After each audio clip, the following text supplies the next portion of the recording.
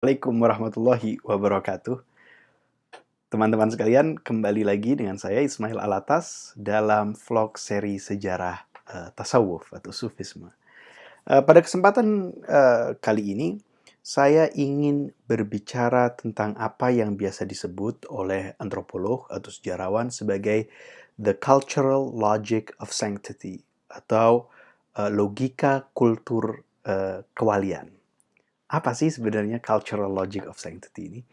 Artinya para sejarawan dan para antropolog tentu mereka berangkat dari perspektif sekuler ya, perspektif yang bukan perspektif religius, ingin memahami bagaimana di berbagai penjuru dunia Islam, para wali dan para syekh-syekh sufi yang dipercaya sebagai wali ini mampu memiliki kekuatan dan kuasa yang cukup dahsyat hingga bisa bahkan mendelegitimasi atau menghancurkan sebuah dinasti atau struktur politik yang ada. Nah, bagaimana menjelaskan itu? Jika kita membaca misalnya teks-teks manakib atau hagiografi, biasanya kita sering melihat di situ seorang wali eh, mendatangi seorang sultan dan mengatakan, "Hei, kalau kamu tidak mengikuti perintah Allah, eh, maka kerajaanmu akan hancur." Dan kemudian betul, seminggu kemudian kerajaan itu hancur. Itulah yang sering kita misalnya baca di teks-teks manakib atau hagiografi. Bagaimana kemudian kita bisa memahami ini dari perspektif yang uh, uh, perspektif ilmu sosial atau ilmu sejarah ya, yang tentu um, cukup sekuler. Nah, para antropolog dan sejarah ini mengemukakan apa yang disebut sebagai uh, cultural logic of sanctity. Artinya bagaimana? Begini cara menjelaskannya. Para sufi, syekh-syekh sufi dan para wali itu adalah orang-orang yang terkenal karena kedekatannya dengan komunitas perkotaan, misalnya yang tinggal di kota-kota. Mereka sangat dekat dengan strata bazari atau elit-elit ekonomi yang ada di sebuah kota.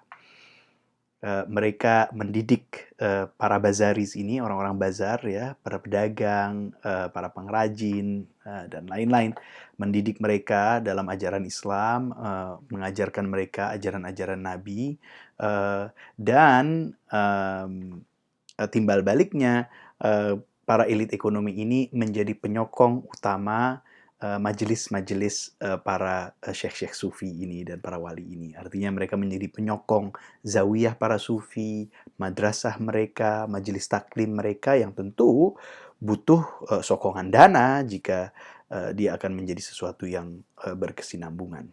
Nah, selain itu, para pedagang dan para pengrajin di perkotaan ini juga mengandalkan otoritas para syekh-syekh sufi atau para wali ini dalam menyuarakan pendapat mereka kepada struktur politik, kepada penguasa.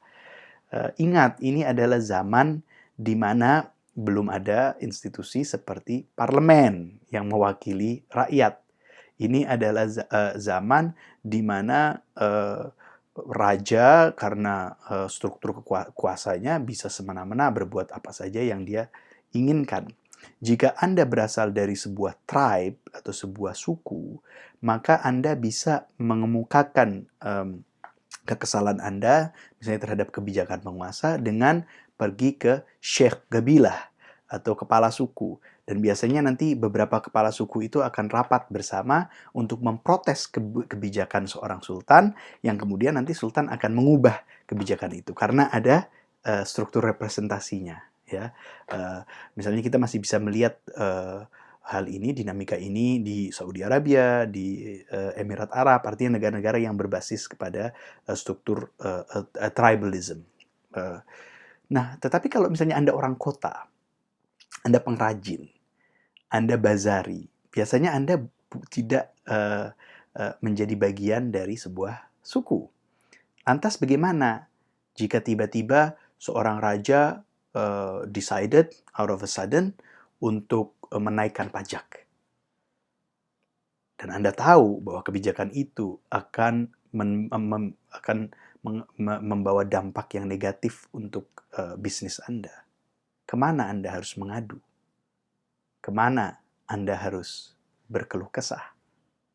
Disinilah kita lihat di banyak kota-kota di dunia Islam dalam sejarahnya, para bazaris, para pengrajin, mereka akan mendatangi para wali atau syekh-syekh sufi untuk mengeluh dan meminta mereka merepresentasikan, artinya menjadi wasilah kepada penguasa. Jadi artinya syekh sufi atau wali ini bukan hanya wasilah, menjadi wasilah dari masyarakat, dari para ubad ya, dari para masyarakat menuju Tuhan, tetapi juga wasilah menuju ke penguasa. Nah, biasanya mendengar hal seperti itu, mendengar keluh kesah para pengrajin dan para bazaris, para wali ini akan mendatangi raja. Dan mereka akan diterima oleh raja karena raja tahu otoritas mereka, influence mereka, pengaruh mereka terhadap masyarakat, khususnya di kota. Dan biasanya sang wali ini akan memperingati raja. Hai Sultan, ittaqullah, bertakwalah kepada Allah. Engkau telah memberatkan rakyatmu dengan pajak ini dan itu. Cabutlah pajak itu. Ubah kebijakanmu. Saya akan beri waktu seminggu untuk engkau mengubah kebijakan itu. Dan biasanya diberikan ancaman.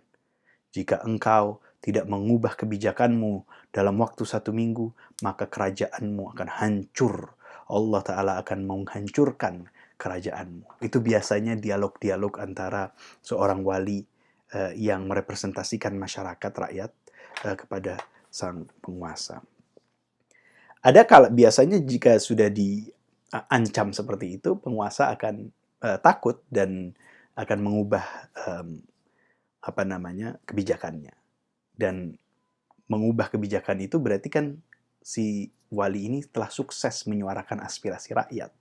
Sehingga itu berdampak pada semakin meningkatnya otoritas sang wali di kalangan para bazaris, di kalangan para pengrajin, dan masyarakat-masyarakat khususnya non-tribal. Masyarakat-masyarakat orang-orang yang tidak menjadi bagian dari sebuah suku yang tidak mempunyai syekh al-gabilah. Tetapi ada kalanya juga penguasa tidak serta-merta menghiraukan ancaman dari sang wali.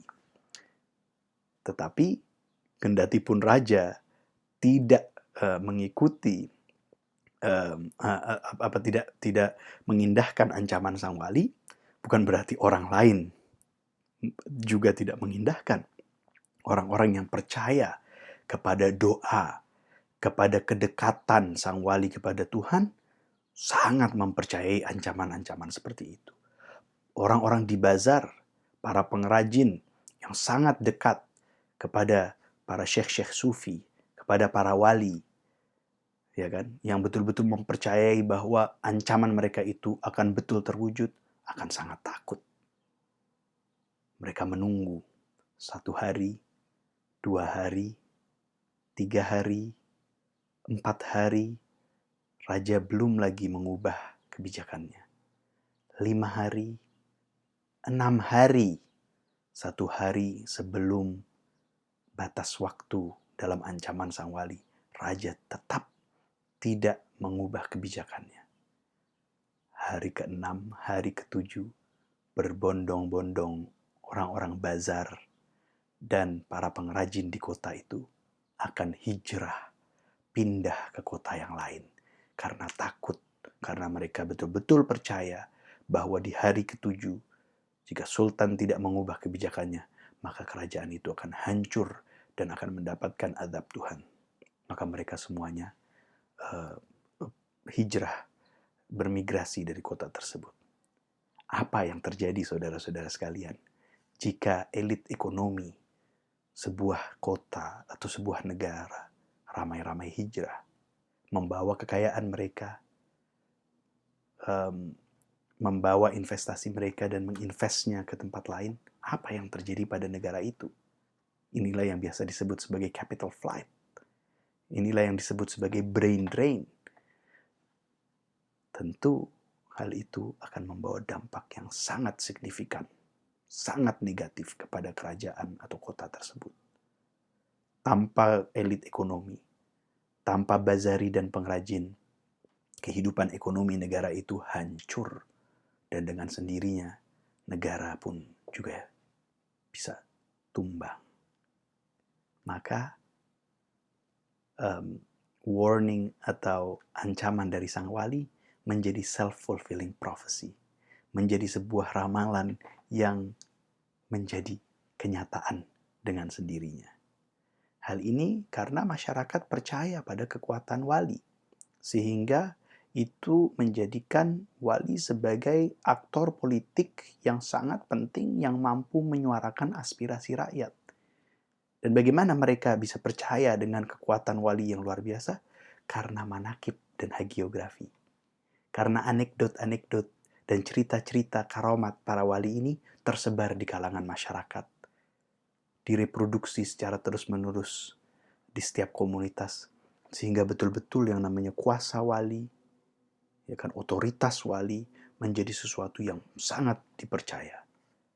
Dan karena kepercayaan itulah para wali mampu berlaku sebagai pengayom masyarakat, pengayom umat, menyuarakan aspirasi mereka kepada para penguasa yang terkadang bersikap zalim, yang terkadang polisinya atau kebijakannya tidak menguntungkan rakyatnya.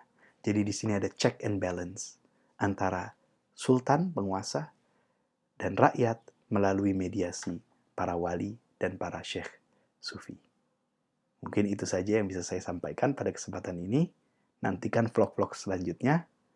Assalamualaikum warahmatullahi wabarakatuh.